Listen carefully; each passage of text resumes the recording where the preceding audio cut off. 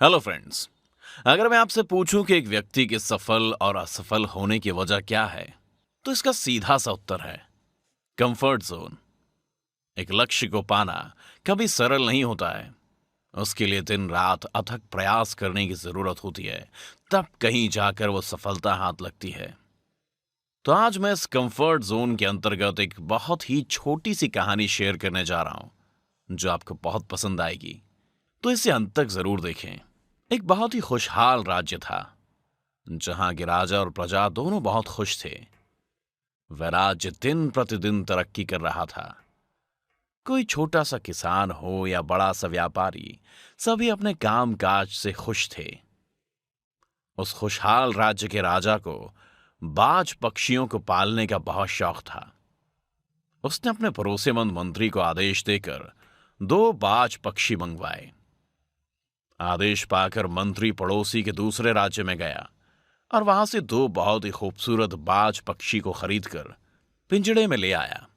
दोनों बाज पक्षियों को पाकर राजा बहुत खुश हुआ और दोनों को पिंजड़े से बाहर निकाला, जिसमें से एक बाज पक्षी ने ऊंची उड़ान भरी, क्योंकि बाज पक्षी अपनी ऊंची उड़ान के लिए जाना जाता है।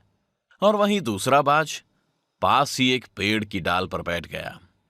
अगले दिन फिर उन 2 बाज पक्षियों में से एक ने बहुत ऊंची उड़ान ली और पुनः राजा के महल में आ गया, किंतु दूसरा बाज अपने स्थान से टस से मस ना हुआ। तीसरे दिन भी ऐसा ही हुआ।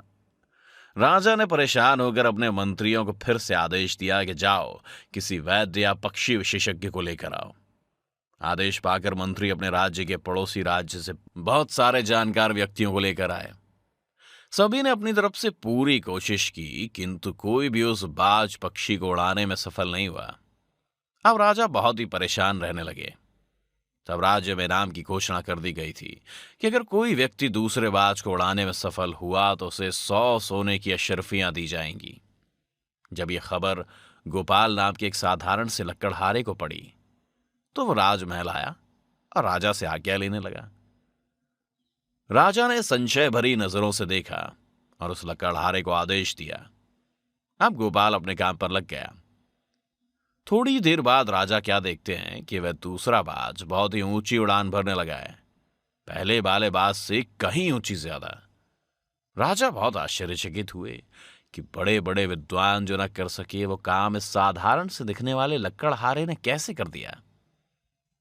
जब राजा ने उस लकड़हारे से पूछा कि तुमने ये किया कैसे, तब गोपाल ने अपने चेहरे पर एक मुस्कान लाते हुए कहा कि हे राजन, यह तो बहुत ही सीधा काम था।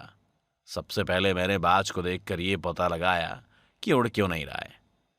पेड़ की जिस डाल पर वह बैठा हुआ था वो मैंने काट दी, और अब बाज पक्षी के बैठने की जगह ना बची तो वह उड़ने लगा। राजा से उसने 100 सोने की अशर्फियां ली और खुशी खुशी अपने घर चला गया। इस कहानी से हमें ये सीख मिलती है कि एक बाज जो कि अपनी ऊंची उड़ान भरने के लिए जाना जाता है, किंतु पेड़ की एक डाल के मुंह के कारण वह उड़ नहीं पा रहा था। हमारी जिंदगी भी कुछ इसी तरह है।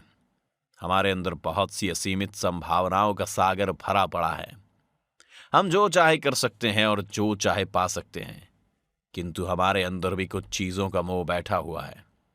इस मोह को ही कंफर्ट जोन यानी आरामदायक क्षेत्र कहते हैं।